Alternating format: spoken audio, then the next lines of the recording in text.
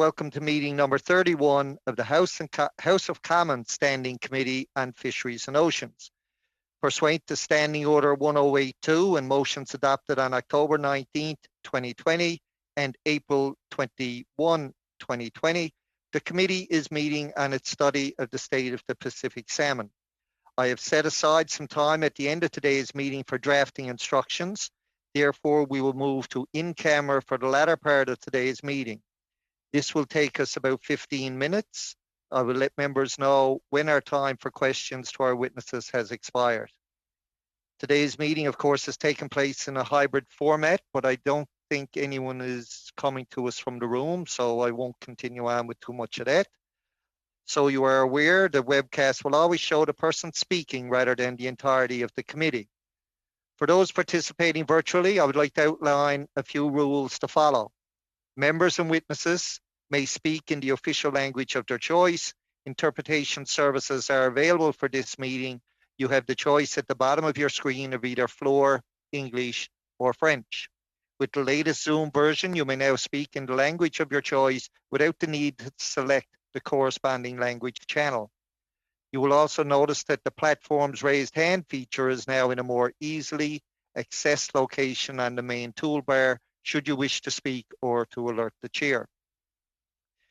For members participating in person, proceed as you normally would, which there are none, so I won't go through that. I would now like to welcome our witnesses for today. We have, of course, as an individual, Mr. Anthony Farrell, Professor, Tier 1 Canada Research Chair in Fish Physiology, Conservation and Culture, University of British Columbia. From the Fédération Québécoise pour le Saumon Atlantique, we have Myriam Bergeron, Director General. And from the Tolo-Itzi First Nation, we have Chief John Smith. And I will say, Mr. Smith, I know they had some difficulty with your sound check. So I would remind you to please speak slowly and clearly. And of course, if you want to alert the chair, use the raised hand item. And when you're not speaking, please leave your unmute button lit up. So we'll now proceed with opening remarks to Mr. Farrell for 5 minutes or less, please.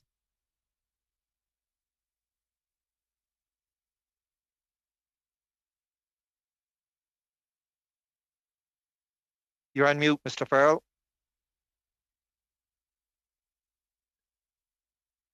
Sorry. Thank you. Thank you for this invitation to speak today. As already noted, I'm a professor in land and food systems in the Department of Zoology at UBC.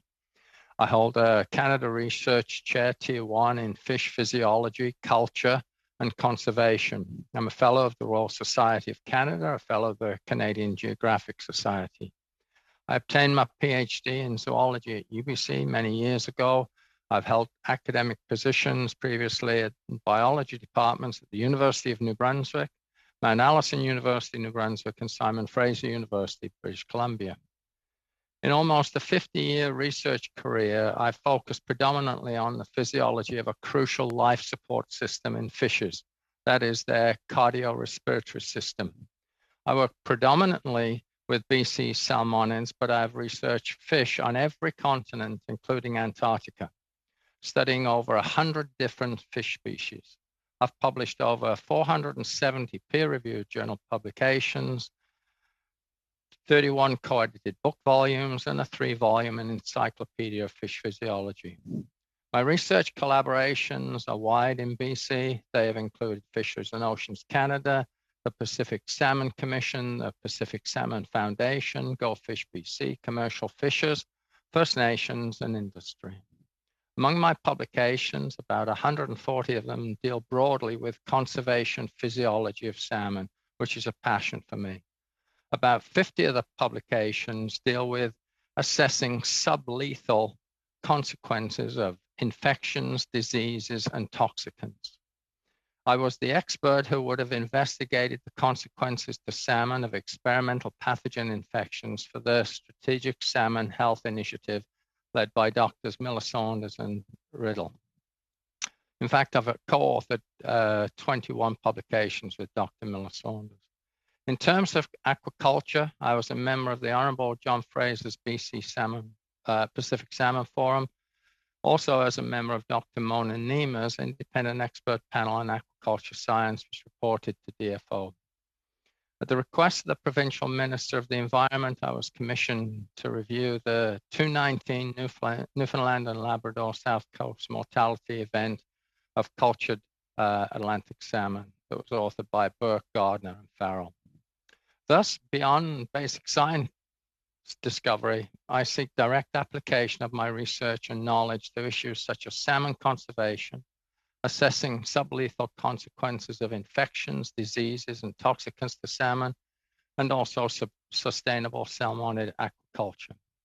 If you're interested, I have 3 messages that I will happily expand on as time allows. My first is a comment. I believe that having watched early versions of these meetings, crucial peer-reviewed literature, that which is relevant to wild salmon management because it has investigated the actual impacts to salmon of deliberate disease infections, is being ignored by certain communications to this committee. The second one is a sort of a recommendation about DFO.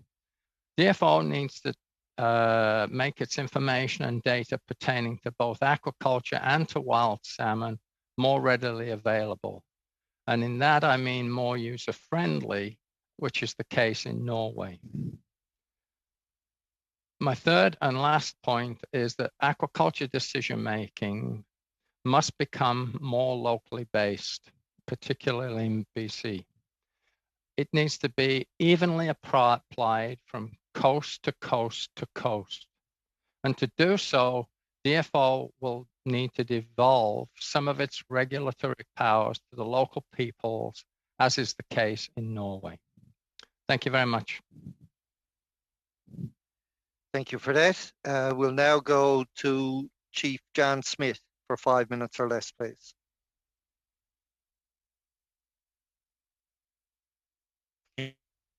Yeah, good afternoon, everybody. I'm Chief John Smith of the Southeast First Nation. I was born in a fishing community, and in my lifetime, I saw 2 major fisheries that are no longer fisheries, such as Rivers Inlet and Knights Inlet, which were major fisheries for our people of the village.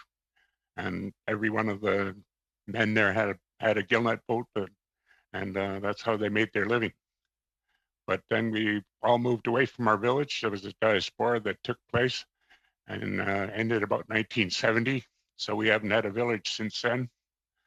So we've now bought a piece of land in Campbell River, and it's being turned into a reserve by the government. And we're trying to build a new community.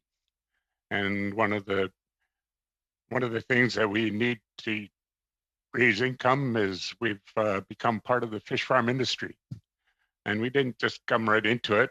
I didn't support it at first until I did some studies and talked to some very smart people. And we made a relationship with Grieg Seafoods.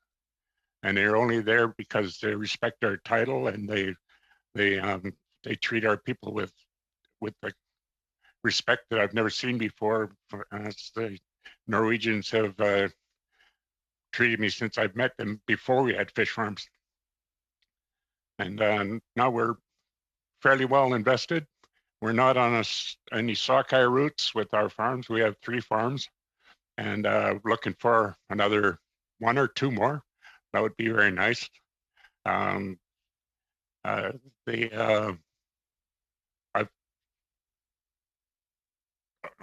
Our fish aren't very good killers because the farms in the archipelago, they've been there over 30 years, and they haven't done the job that they keep saying that they've been doing. So I'm not sold that the farm fish are that much of a harmful thing to the wild stocks. And we haven't noticed it in our area either. But I think that people have to give it a thought. We haven't had farm food fish from the Fraser stocks either for 2 years. And we're going to have to rely on something.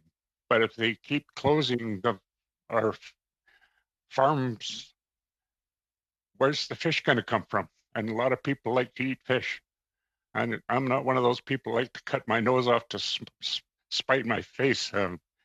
We have to learn to accept things, changes in things, because the footprint that farming fish has or leaves is very, very small, smaller than raising chickens.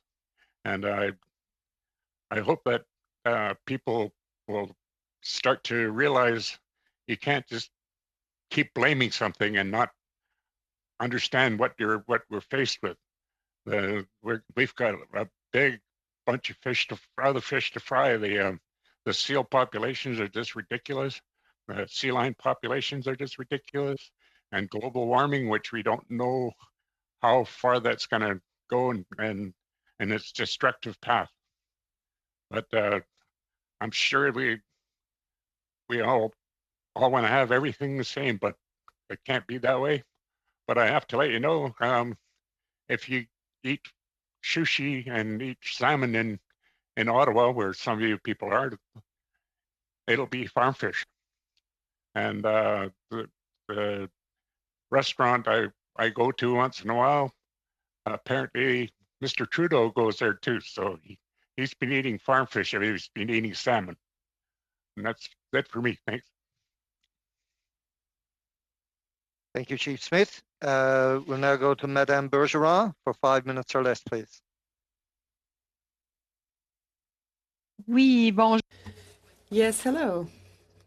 I'd like to say hello to all the committee members. Thank you for your invitation this afternoon. My name is Myriam Bergeron, and I'm Director General of the Fédération Québécoise pour le Saumon Atlantique. I'm also a biologist who represents the fishermen and other stakeholders in the Atlantic salmon sector in Quebec. We are also part of the international effort for conservation of Atlantic salmon. The main reason for my presence here is our expertise in salmon management. Rigor is the foundation of Quebec's salmon management approach, which is internationally recognized, and it's the river management approach. It allows us to adapt our fishing and activities according to how the resource is doing, in collaboration with the provincial organization, First Nations, as well as local management organizations. Scientific models for determining thresholds are rigorous, and we do annual follow-ups in several rivers, nearly 40 rivers, in fact, whose stocks are counted every year. And we also do sampling on an individual resin.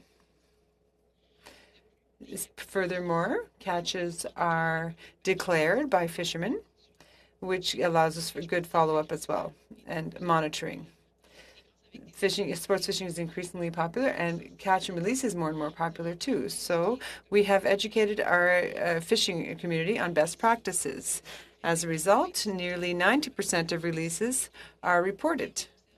And we can see, and we have seen a 97% survival rate recorded. In 2020, 69% of the catch was released, and a 19% increase of total returns over the last 5 years. The last 5-year average was also recorded. We also can see a market increase in interest in sports fishing, which brings a great deal of money to the regions. I'd also like to mention that placing Atlantic salmon on the list of species at risk, which is currently under study by COSAWIC and DFO, would in fact imperil the strength of the management and monitoring network of the Atlantic salmon populations.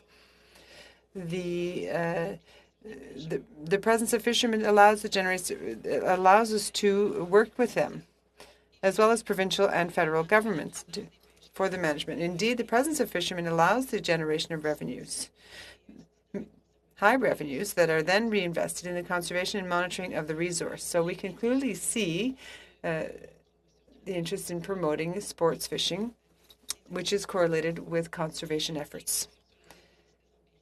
placing Atlantic salmon on the list of species as risk, it does not seem like a good approach or a successful approach in the case of salmon. Finally, we recommend integrated management of Atlantic salmon populations, as is done for the Pacific salmon, because the threats are interrelated. If we think about environmental issues, climate change, or aquaculture, as was discussed earlier, we must work in collaboration between the various levels of government in order to define flexible management approaches that are adapted to regional realities in order to subsidize sustainable development as well.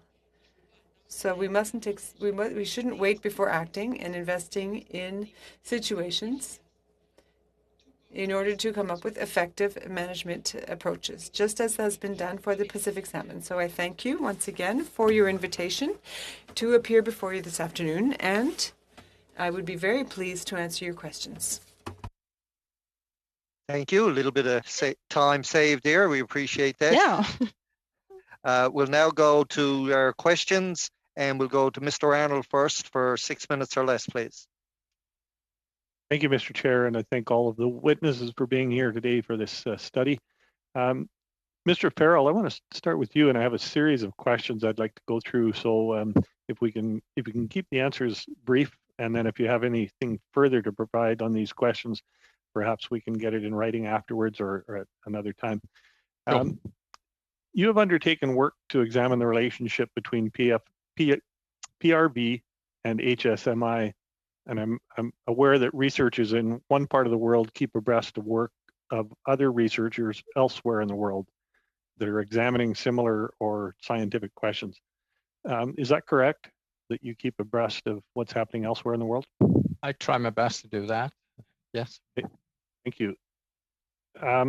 Have researchers in Norway established a cause and effect relationship between PRV and HSMI? They have for the Norwegian strain of PRV, which is different to the British Columbia strain. And I think everybody is now acutely aware that different strains of viruses exist worldwide for COVID, and they do for PRV too. Okay. Are you aware of any challenge studies of the PRV in Norway that resulted in the death of experimental animals or fish? I can't speak to that, no. Okay. Do you know if the laboratory challenge studies in Norway demonstrated that PRV infection impacted the swim performance in fish? To my knowledge, nobody has ever tested the swim performance in Norway of deliberate PRV infection. Okay, thank you. I don't think actually anybody has actually tested the swim performance. Okay, thank you. Has any of your research also subjected PRV infected fish to the swim test? I think you just said you're not aware of any, but is that correct? No.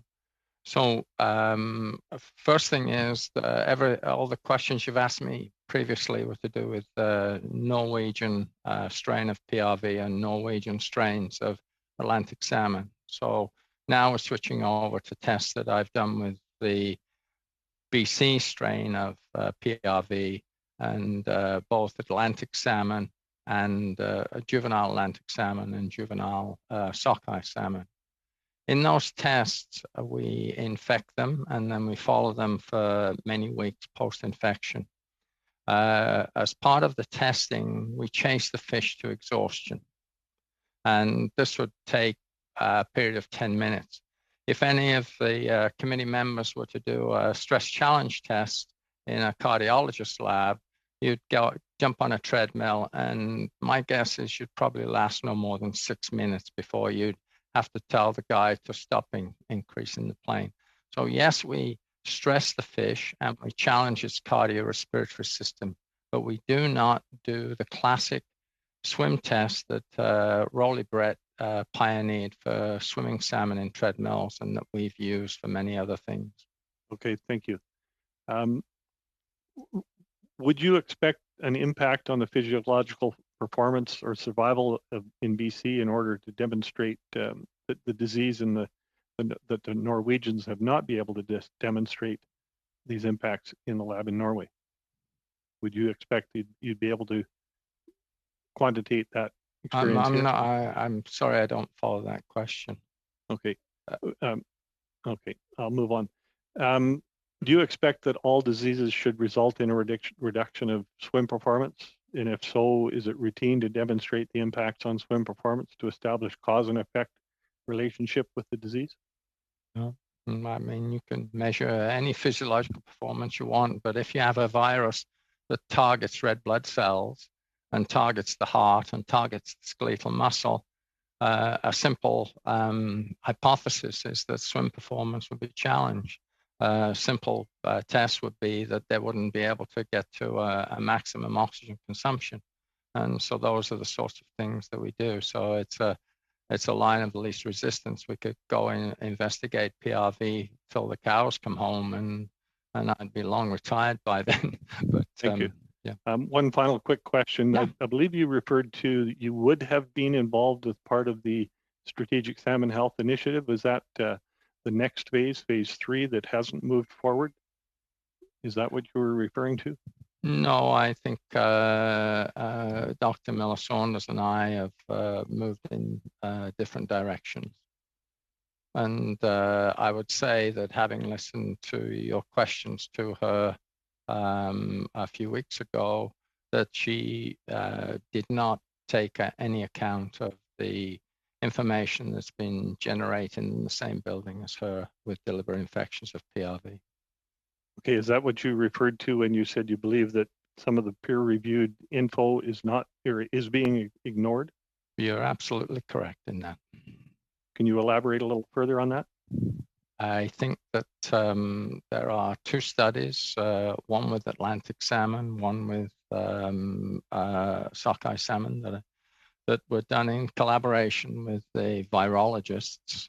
And neither of those studies, which followed the progression of PRV, so it was there in the fish for up to 21 weeks, could we find any sustained or major change in their cardiorespiratory performance.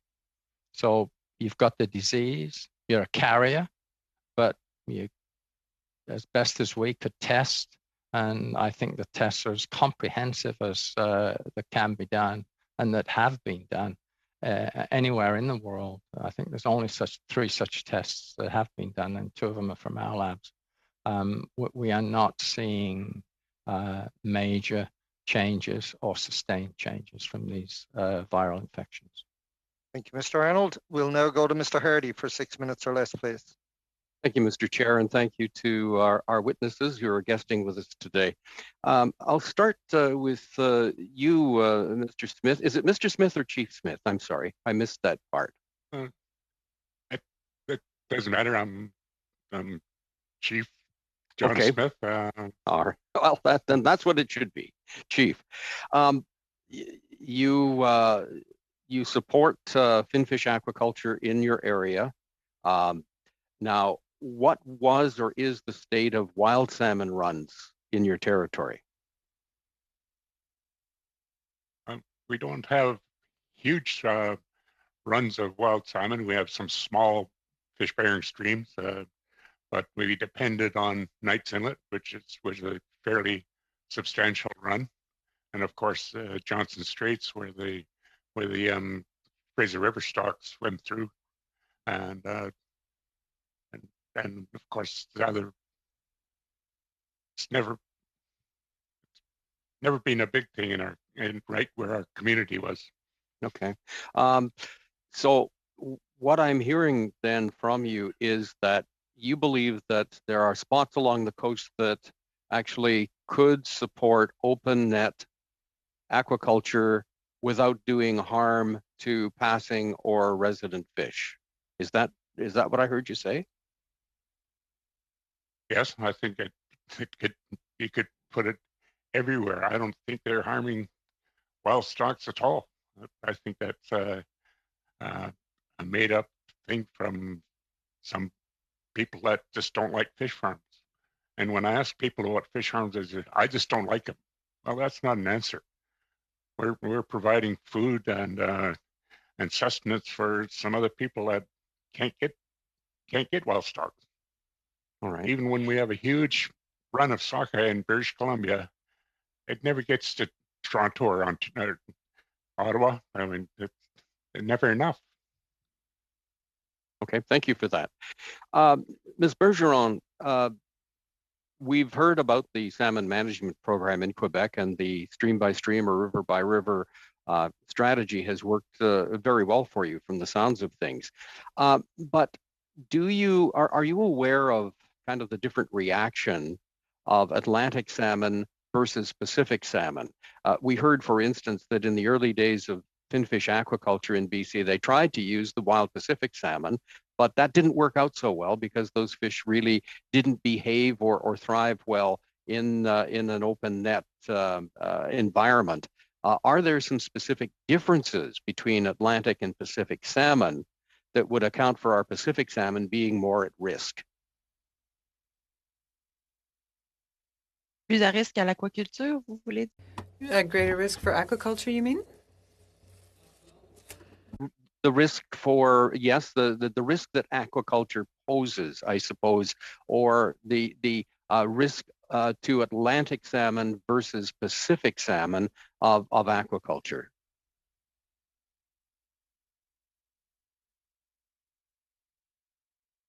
Selon... To my knowledge, the risks are relatively similar. For example, various illnesses or the deterioration of certain habitats that are or near the rivers. So when it comes to Atlantic salmon, especially in the Maritimes, because in Quebec there isn't any open net fish farming or aquaculture, but we have seen dissolving plastic, for example, that were found in wild salmon in the case of open net farming sometimes. But I don't really know the difference in sensitivities amongst the various salmon species. But salmon do seem in general to be very sensitive to their environment. Thank you for that. Mr. Farrell, you were talking about sublethal infections, diseases, and toxins. Yep. Now, when you studied those, did you study them individually, or did you also look at the cumulative effect of any, if you like, combination of diseases, toxins, or infections? So the basic design of an experiment is to change one variable at a time. And so you have to do the one variable first, and then you can look at the cumulative things. So we did a neat little twist with our one variable in that we introduced the PRV into the sockeye salmon and the Atlantic salmon.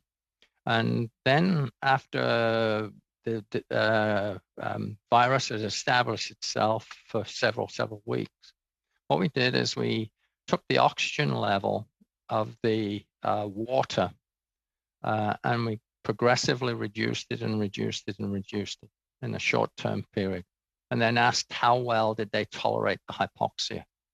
Well, if your blood and your heart are not very good, you're not going to tolerate hypoxia. You wouldn't try and climb Mount Everest, for example. So what we found is that they what was unaffected compared to the sham controls. So we have looked at mixtures, but only in what I would call the shorter term. Thank you, Mr. Hardy. Your 6 minutes are up. We'll now go to Mr. Trudel for 6 minutes or less, please.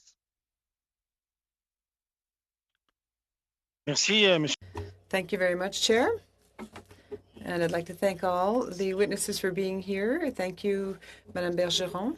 My questions will mostly be asked of you.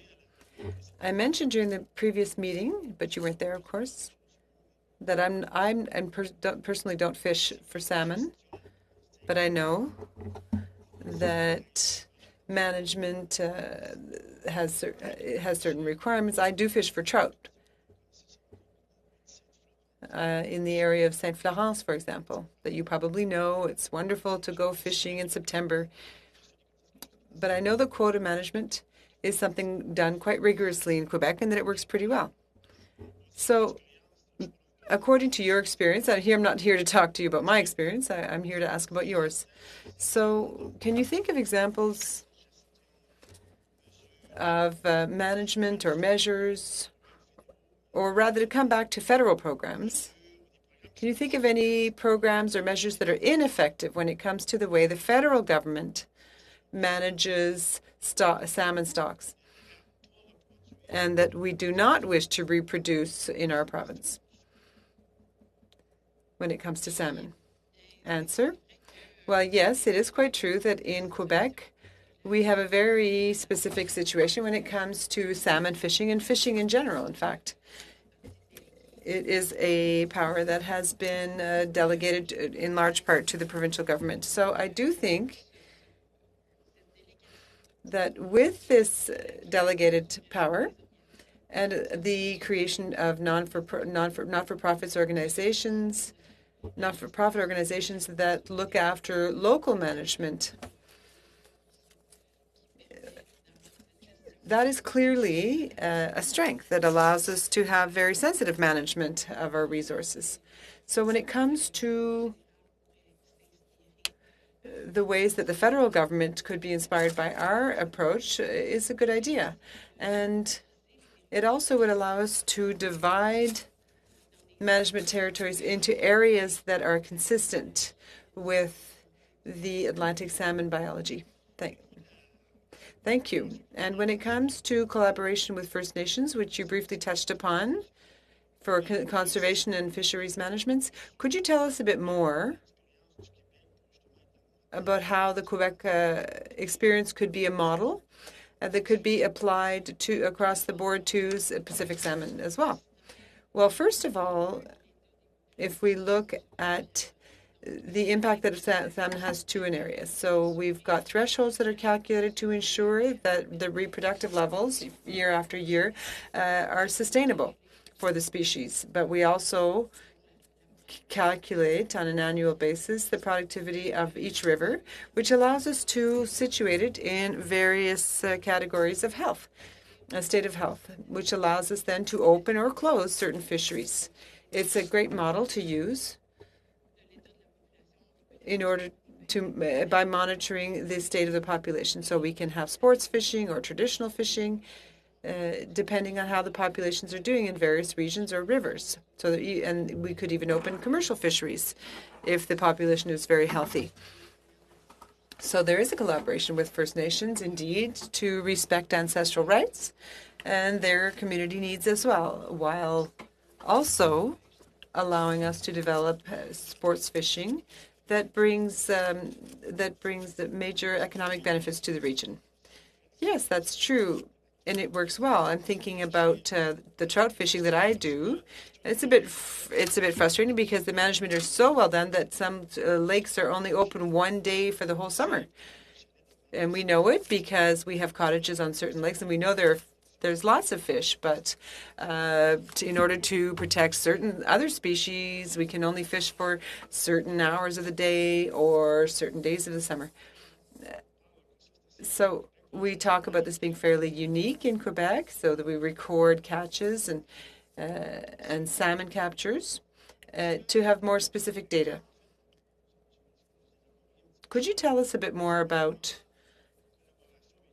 how the collaboration with various communities, for example, fishing communities and other organizations, how is this determinative in the way you manage the fisheries?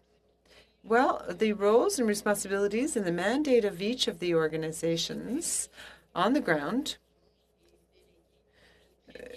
when the management has been delegated, it's very well framed by complex regulations as well as agreements that provide them with the necessary tools to properly manage the stocks.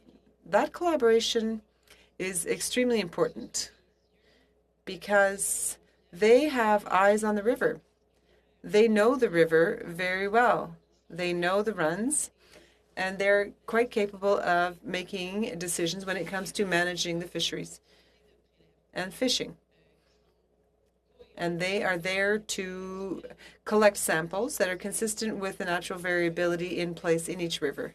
So that allows us to sometimes get the decisions out of the offices and have these decisions be made directly on the ground. So that collaboration between the departments and the delegated organizations is essential, and it goes very well.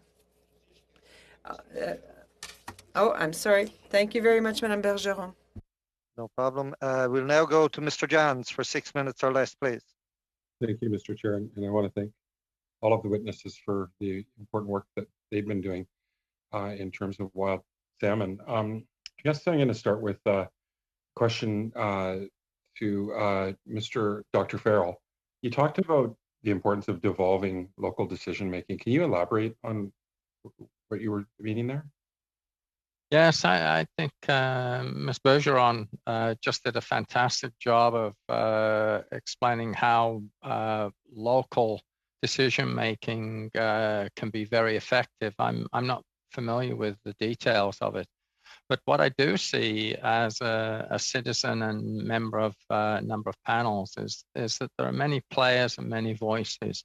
And I think one of the beauties of COVID is that we've moved to this virtual meetings, and I see that more voices can actually come around a table now in the future. But ultimately, the decisions that have been made, say at the federal level in Ottawa, I'm not sure that they have a clear picture of the details in, say, Newfoundland or, say, the Northwest Territories, which probably are going to start raising Arctic char up there as a cultured species. And out in BC, we're very distant. We have the Rocky Mountains, and of course, Alberta is going to get all the fish shortly anyway because of global climate change and all those glaciers melting. So, I mean, things will change, but they'll change at the local level. I mean, I worked at the local level with DFO, and we sat down around a table and we decided what's the maximum temperature the Fraser River can reach in the summer when when sockeye salmon are moving up in numbers. And we said 18 degrees. We went out and tested it, and guess what? Different populations that inhabit the Fraser River have different upper temperature limits. And if you're dealing with the ones that are the wimps, the couch potatoes that go just up to the Harrison system, put them above 17 degrees and they're in trouble. Put them at 21 degrees and it does reach 21 degrees and they're toast, they're dead, they're dead. So you wouldn't want in river fishery at that particular stock of fish. And that's the detail that I was able to work out through swimming experiments in respirometers to test the cardiorespiratory performance. And so I'm very passionate about the knowledge that I generate. I believe it's good, sound, solid science. And so that's part of the decision making. First Nations have to have a voice. So speaking to that, like that's a really, and I'm really glad you're going there. How do you feel? Obviously, the budget, they announced the development of the new Pacific Salmon Secretariat and Center of Excellence for Restoration. Do you believe that the government needs to, in terms of their commitment to reconciliation, case law, and the United Nations Declaration on the Rights of Indigenous People, do you believe that the model should be a government to government to government model that needs to be actioned and a relationship that needs to be developed? I'm a firm believer of don't overlap the jurisdictions, and I think I mean migratory fish are a problem because if they're in fresh water, the province gets jurisdiction, and then migratory, if it's a case of salmon, federal government gets it. So if you work together, you can eliminate those things. So I don't see why First Nations could not monitor their local environments in and around fish farms. They don't do it now, but why can't they be involved in that? I mean, I think the Okanagan Nation Alliance is a fantastic example of being able to rejuvenate sockeye salmon coming up the Columbia River. Mm-hmm. Mm-hmm. I mean, you're crossing international boundaries now, and it's a success story. Why? Because it's a local phenomenon. So I guess work together is the principle. Yeah. Really appreciate that. Chief Smith, can you elaborate too? Like you heard my question around the new development of the Pacific Salmon Secretariat, the importance of, that it's not just top down, that it is a government to government to government approach. Like, Dr. Farrell, talked about the importance of that, everybody working collaboratively, but, ensuring that Indigenous communities get the support at the local level.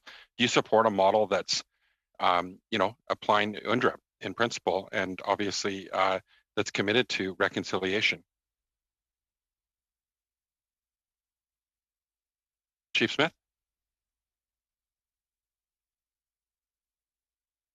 Yeah, I'm into working together with anybody that makes things better and healthier and more accommodating. We certainly,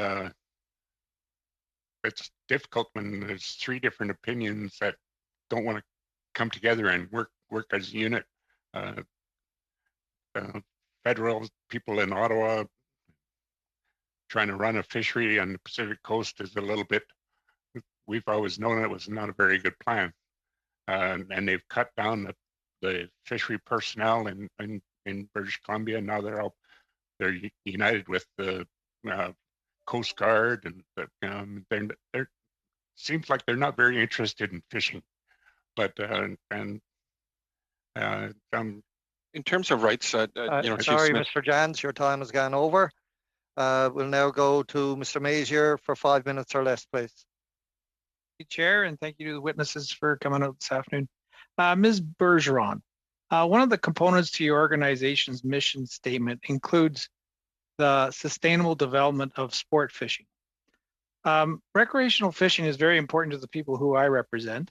So can you inform this committee on the important role that recreational fishing has to generating economic benefits, which are used to protect species? Oui, bien sûr. Yes, of course. In fact, in Quebec, in 5 tourist regions, salmon sport fishing represents $50 million in direct economic benefits every day. So these are benefits that are mostly reinvested, yes, in conservation, but also in protection. That is ensuring that there are enough officers and wildlife protection officers across the area that are hired by the fisheries management organization. So that does allow us to maintain that network, as well as to maintain an entire network of recreation and tourism. So lodging, restaurants, accommodation, sites. So it's a sustainable regional economic model.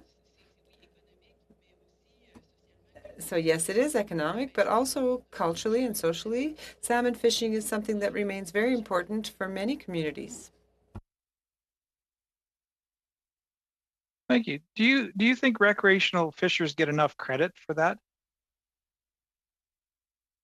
For the good that they do, for all the economic activity and how they protect and work in sustainable way?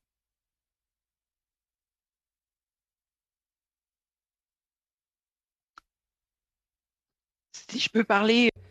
If I may speak for Quebec, that is part of our mission too. Being involved with this community through information, education, awareness, events. They are proud of the salmon. They're proud of our beautiful rivers. They're proud of the quality of the water, the purity of the water, the environmental protection. They're proud of the beautiful landscapes. And so for all of those reasons, it's a situation that's advantageous for everyone. Perfect. Thank you. Chief Smith, you mentioned in an op-ed that the important role that aquaculture has to your community, and you wrote, and I quote, "We are striving to become self-sufficient." And this is referring to the salmon farms and the beneficial outcome it has to your community. Can you explain how salmon fish farming is helping your community to become self-sufficient? Well, we've got a partnership with Grieg where they do some sharing of the benefits of growing the fish, and they pay us rental for the rafts in the water, and they they hire some of our people to work there, and we get to take some of we do some contract jobs. Now we're taking over a net cleaning business, which will employ another 4 people on a regular, good paying job. Like I say, we're building a new community. We need every penny we can get, and the amount of money we get from the government just doesn't sustain that. Were you consulted by the federal government before they announced the plan to phase out open net fish farming? No. We were not one of the ones that they talked to, which scared us to death because we're a little north or northwest of where they did all this closing of farms. Is that concerning to you? The government didn't come around, didn't consult everybody that was impacted? Well, okay. There should have been more. I mean, we were surprised at how quickly they did that. I think they were told by their own scientists, don't do that. I mean, the fisheries scientists, every time we get reports at our meetings in British Columbia, they said there's little or no effect of farm fish to the wild stock. I mean, they couldn't make it any more clear. And then all of a sudden, bang, bang, bang, it really hurt. I live in Campbell River, but we got a couple of plants here that are just going to suffer, and maybe not even stay open. I mean, we're talking 7,000 workers for farm in the fish farm industry. Thank you, Mr. Major. We'll now go to Mr. Morrissey for 5 minutes or less, please. Thank you, Chair, and welcome to the witnesses on this important study. My question is to Chief Smith, and I want to follow up on the former members' questions. Chief, you described, but could you give me a monetary number on what the economic value footprint is of fish farming, specifically to your community? If you don't have it, maybe you could forward that to us. Well, the rental payments, we get that on annually. And it's works out. Well, we get 3 farms, so it works out to probably $300,000 to $400,000 for that. But we don't really want to divulge how much we get to the other players. So they, but it's a substantial amount. But it'd be even more substantial if we get another farm. So okay, and that's fine. I understand certain things. Yeah, confidentiality on that. But is fish farming the growth? Because you referenced you had 3 farms you're looking to expand. You've been farming for 30 years. So is expanding fish farming one of the key ways you're going to grow your community economically? Well, we have little else in our territory. It was either forestry or fishery, and we all know what's happening with fishery. It's no longer not a viable industry, and it's not going to come back just because you get rid of fish farms, and we know that. Anybody with a little bit of thought would know that.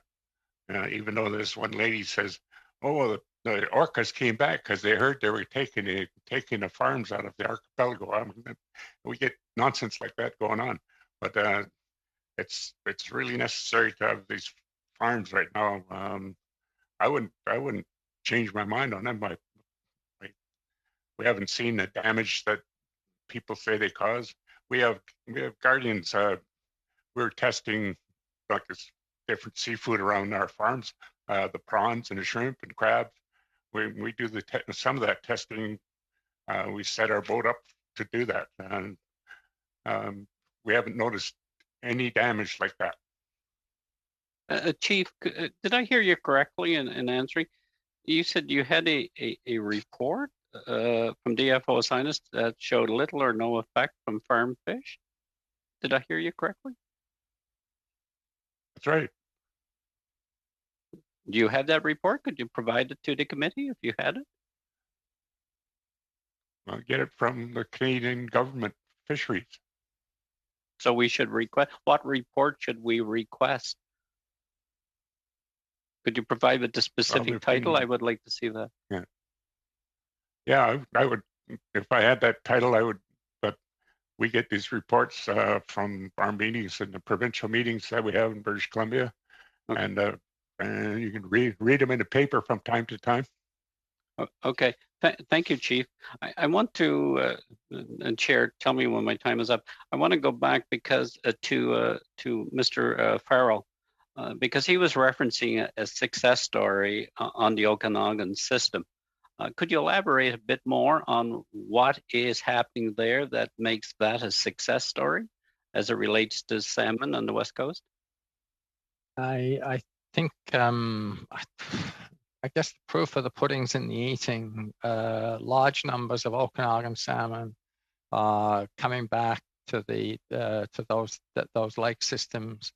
They started with a local bottom-up approach, and the late David Schindler was involved in looking at the productivity of those lakes.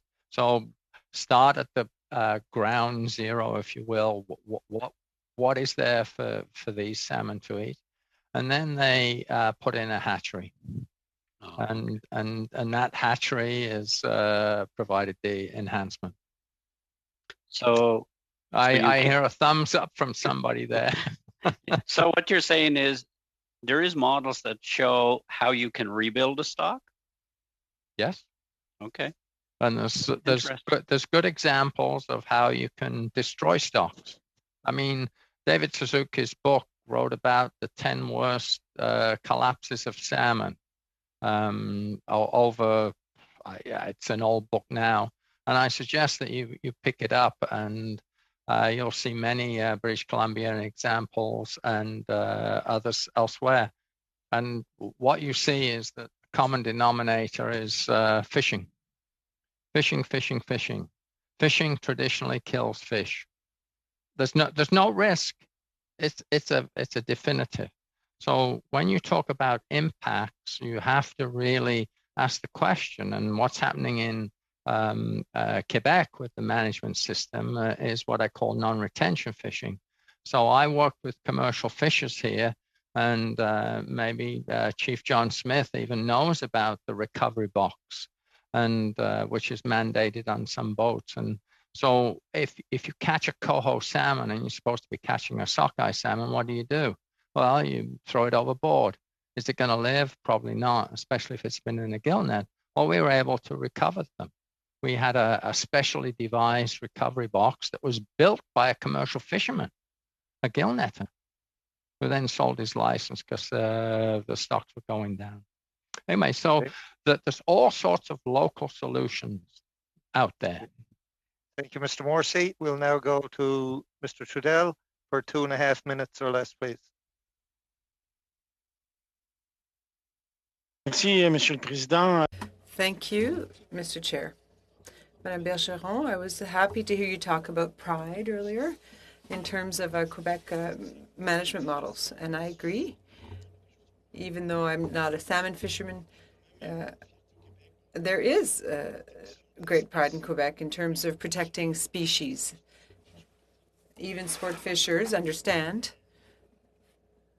that it's in everyone's interest to work to ensure the survival of the species so that we can keep fishing for a long time. It's very important.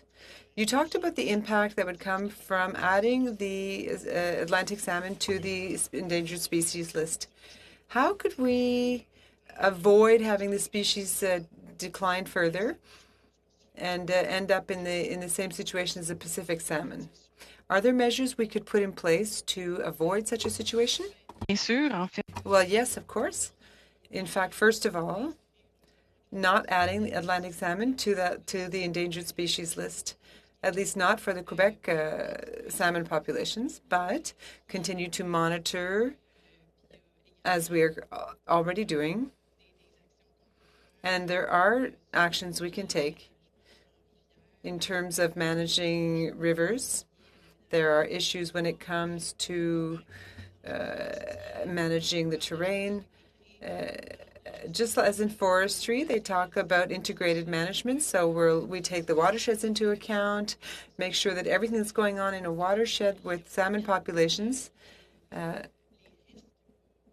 is done in such a way as to limit risks for Atlantic salmon and ensure that the situation does not damage the environment in which the salmon lives and reproduces. So certainly there are things that we can do in that respect. There are major environmental issues, the water quality. I also talked about climate change. And where there is much more work to do, including research, but also developing decision-making tools for those who are in charge of managing Atlantic salmon stocks.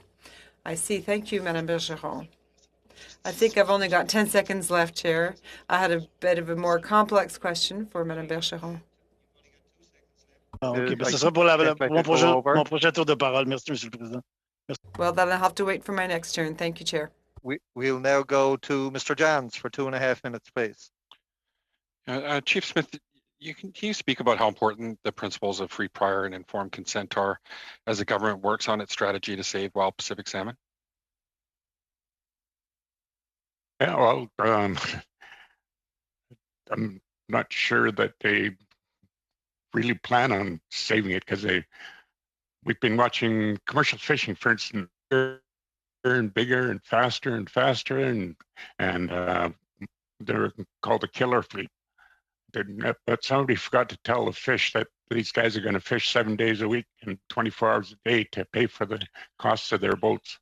But in terms of Indigenous, free, prior, and informed consent, we saw that decision to close the Discovery Island fish farms was made with, direct consultation with the local First Nations, and many of the affected nations welcomed that decision that was the minister ultimately made. Should the decisions of the other chiefs that say they want the fish farms closed also be respected in terms of where you're at, where you want to see fish farming? How does the government balance the competing interests and concerns from the rights holding First Nations in the area where they have an obligation to consult?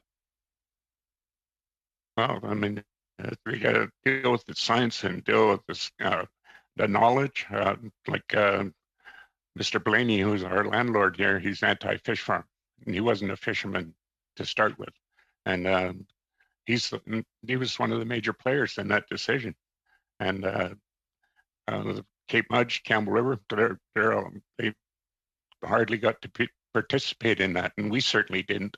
And that kind of decision making it just doesn't work for us. I mean, it's. So do you believe that in your territory that it should be respected? Your voice should be respected, and in Chief Blaney's area, his voice and his nation should be respected in his territory. Do you believe it should go like that, or? Well, of course, but there's got to be some kind of a give and take. I mean, we're all neighbors here, but we keep our things separated. I mean, he got rid of his fish farms, and we didn't do anything about that. We didn't force him to keep them, even though some of his members wanted them kept. But he shouldn't decide whether we have a farm or not. I mean, and he hasn't met with us about it either. I mean, we have our office in his reserve here. We're leasing a piece of property off him until our new village is ready. Okay, thank you, Mr. Jans. We'll now go to Mr. Bragdon for 5 minutes or less, please.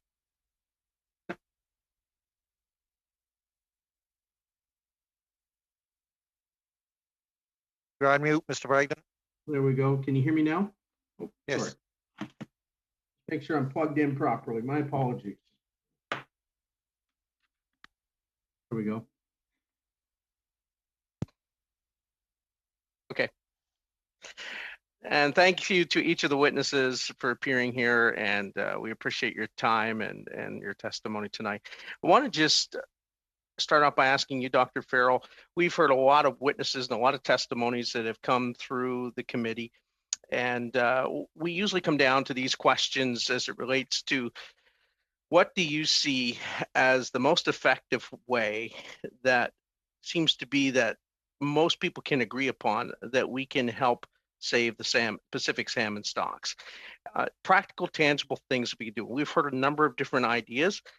In your estimation, in your opinion, what do you feel would be the top 2 or 3 things that we should be looking at right now? Okay, I would say top number 1, if you want the biggest bang for your dollar, stop all fishing because you kill fish.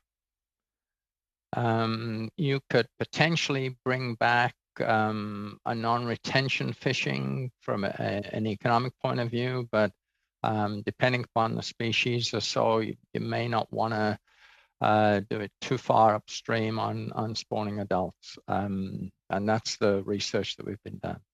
The second thing is stop population growth in British Columbia. Because the Fraser River happens to go right through the major metropolis. You may or may not be aware of a recent study that's shown that there's a toxic product produced by car tires. Car tires have a compound that stabilizes the rubber, and there's research now in the States that's showing that wash of this can kill salmon. So we may, just by driving our cars over the Port Mann Bridge, the Massey Bridge, you name it, which bridge it is, that's it. And so when I look at the damage that goes on to the streams, I think that we have to be really careful. We've had a great improvement in terms of creating riparian zones, but North Shore of British Columbia isn't home to many salmon populations anymore. Thank you, Dr. Farrell. Yeah. No, thank you. I appreciate that. I just wanted to hear from the other couple of witnesses as well on this. Chief Smith, in your estimation, what do you feel would be the best pathway forward for revitalizing the Pacific salmon stocks, in your estimation? You're on mute. Yeah.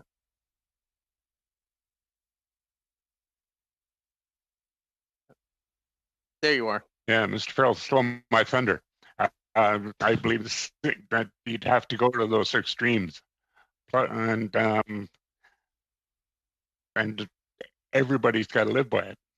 You're not going to go fishing. You're not going to kill fish. Even non-retention fishing, you don't know if those fish are going to survive.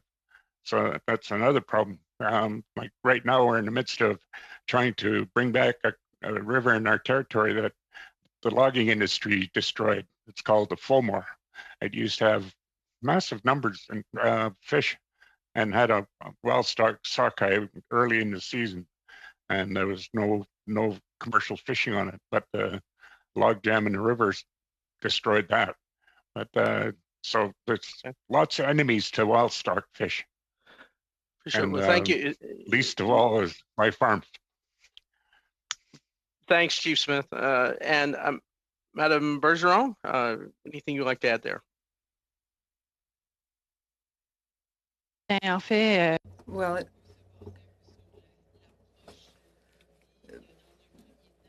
I'd like to talk about the approach that, first of all, it's important to have a scientific foundation as to the most important threats for a species, and then deploying conservation plans and activity development plan on a regional basis with local stakeholders in order to address the regional realities of various issues, as well as the needs of different communities, for example, Indigenous communities or citizens of different cities. Well, thank you, Madame Bergeron. Thank you, Mr. Bragdon. We'll now go to Mr. Hardy for 5 minutes or less, please. Thank you, Mr. Chair. I believe Mr. Cormier wanted to put a question in here, so I'll cede some time to him. Okay, I'll leave that up to the two of you. You have 5 minutes between you somehow. Thank you, Mr. Hardy. Juste une question pour Madame. I have a question for Madame Bergeron. I'm here in New Brunswick. I often fish in Quebec rivers. I love the way you manage your rivers. I know that it's a bit different from what's going on in BC. But to what do you attribute, when it comes to the lowered populations of Pacific salmon, what would you attribute that to? I know that it's different in our area, but can that simply be based on the fact that aquaculture is taking place in the ocean, or are there other reasons for which you think the Atlantic and Pacific salmon stocks are depleted? Answer. Well, first of all, there's no doubt that the major drops in population were related to commercial fisheries and connected fisheries on the coast, as well as the different ways that these natural resources were being exploited. Think about trawling, for example. That did a great deal of damage in a major way.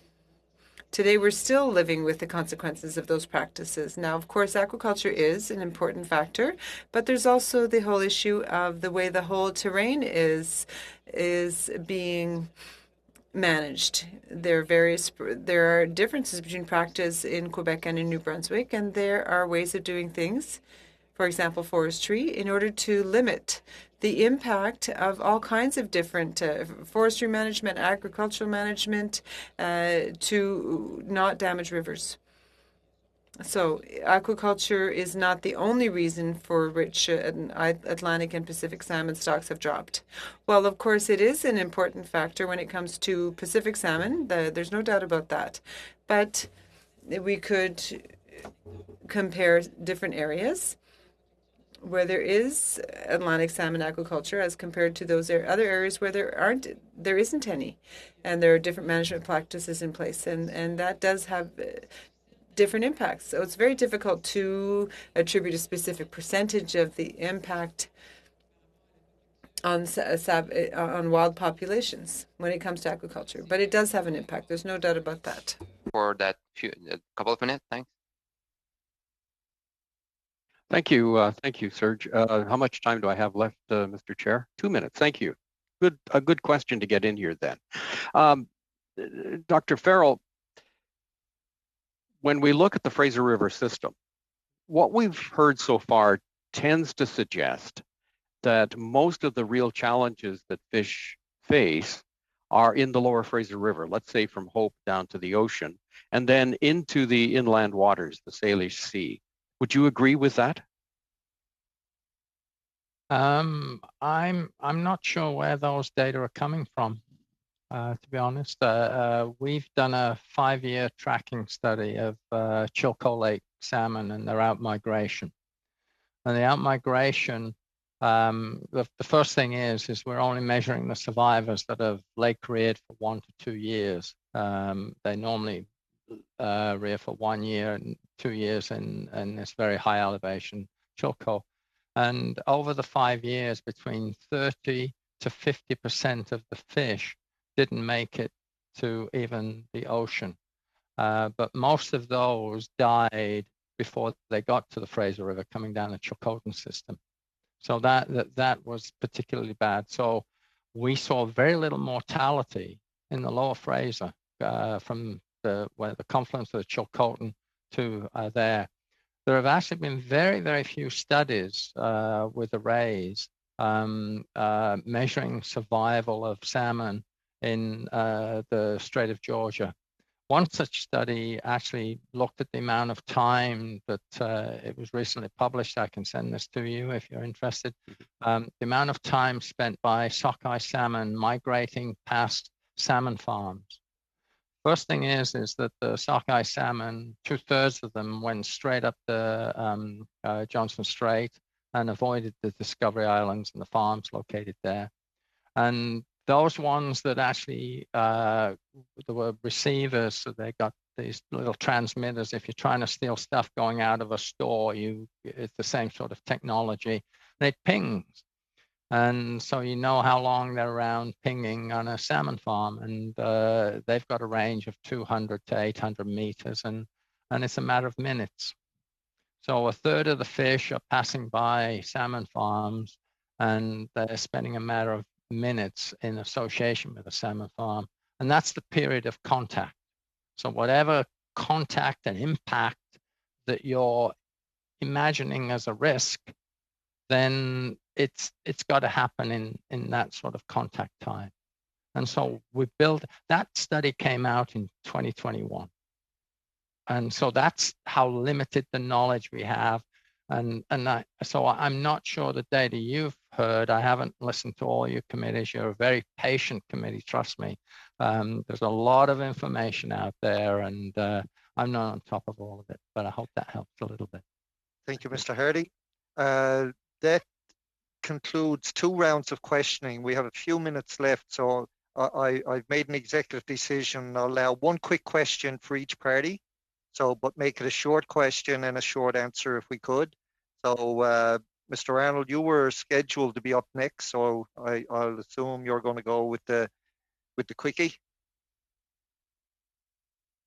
Okay, thank you, Mr. Chair. I'll make it quick, but I'll make it to all 3 if they can answer quickly. Is cooperation and collaboration between all parties, Indigenous, non-Indigenous, commercial fishers, recreational fishers, would you say that that is one of the key components to recovering our wild Pacific salmon stocks? Mr. Farrell, you can go first. Absolutely, yes. Without it, the polemics that exist in British Columbia right now will never get anywhere near resolved. Okay. Madam Bergeron?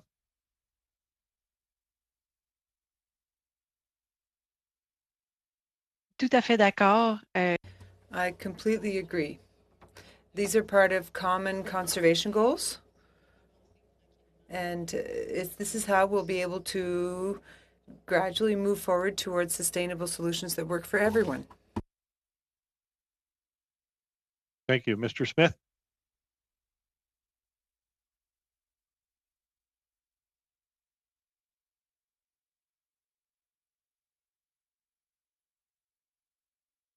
You're on mute, Mr. Smith.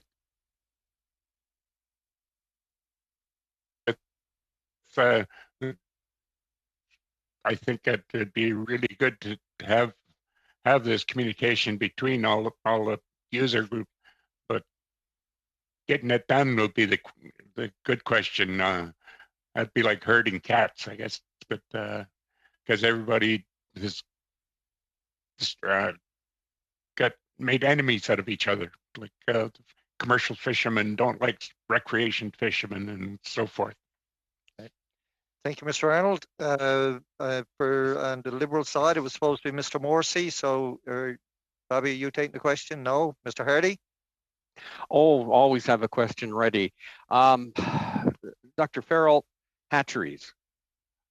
Will you be able to, not necessarily verbally, but perhaps in a follow-up item, give us some advice on what would constitute a good strategy for hatcheries in the process of either rebuilding or reestablishing salmon populations? Yeah, I mean, this is a fantastic question that I think we've just let slip in DFO. And that is, a question was asked, is there a difference between wild Pacific salmon and Atlantic salmon that are cultured? Yes.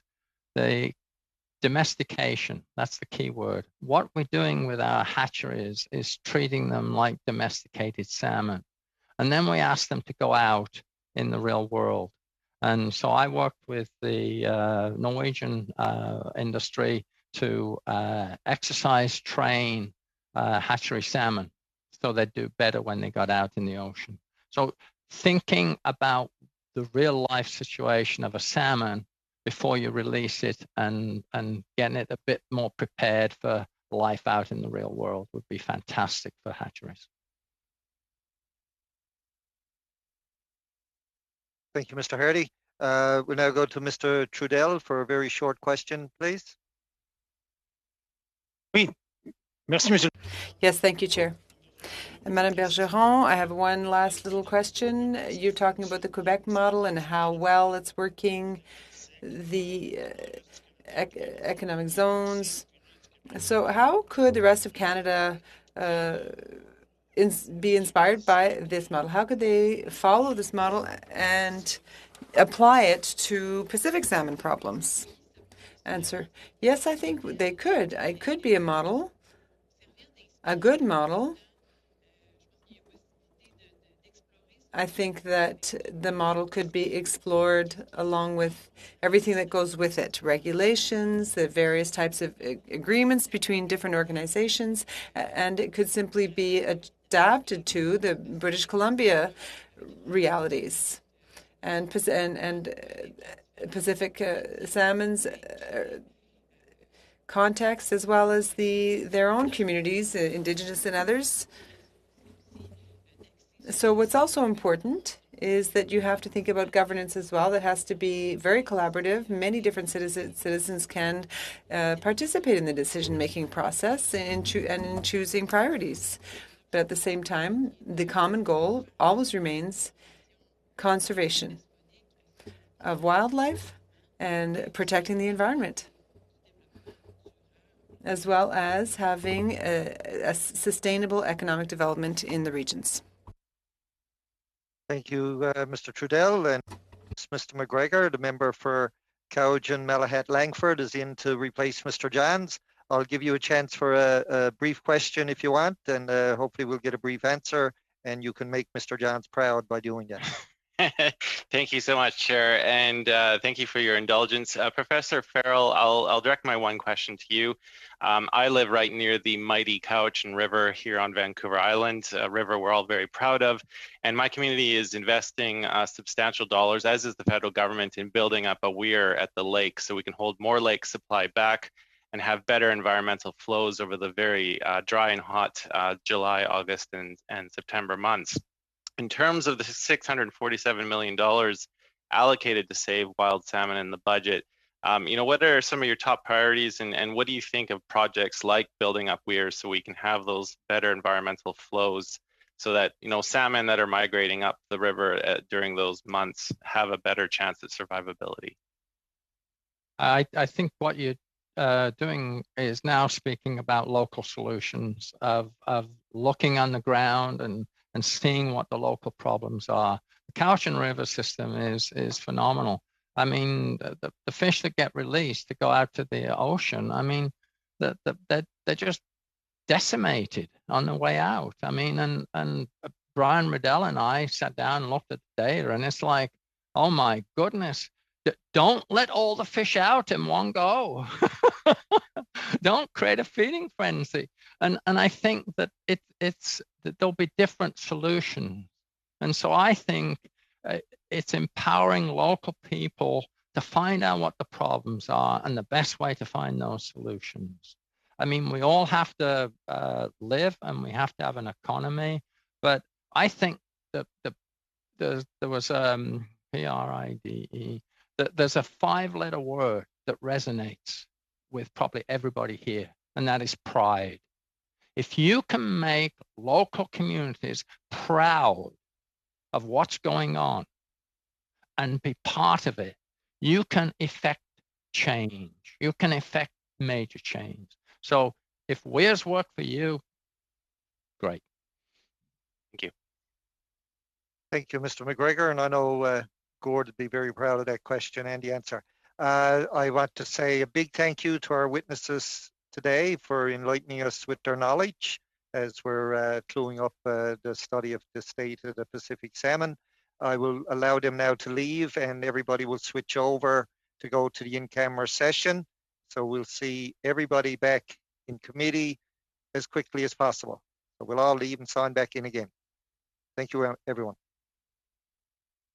Can I just ask one question? If we want to send written information in, to whom do we send that? If you had the information from the clerk, or it's FOPO, FOPO@pearl.gc.ca. Okay. Thank you very much. Thank you. You're welcome. Thank you, everyone. Bye-bye.